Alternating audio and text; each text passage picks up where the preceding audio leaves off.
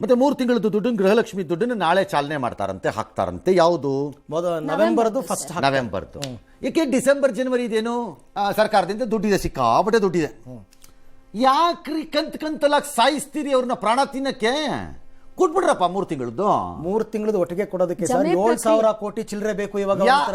ಆದ್ರೆ ಏನಾಯ್ತು? ಎಲ್ಲಿ ತರ್ತಾರೆ ಸರ್ ದುಡ್ಡು ಕೊಡಕ್ಕೆ 3 ತಿಂಗಳಿಂದ?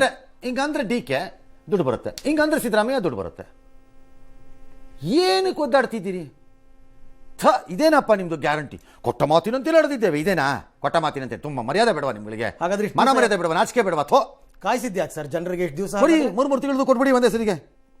ಅಡ್ವಾನ್ಸ್ ಕೊಡ್ರಿ 1 ತಿಂಗಳದ್ದು, ಮಾರ್ಚ್ದು ಕೊಟ್ಬಿಡಿ ಅತ್ತ ಕಡೆ ಅಡ್ವಾನ್ಸ್. ದುಡ್ಡಿದೆಯಲ್ಲ.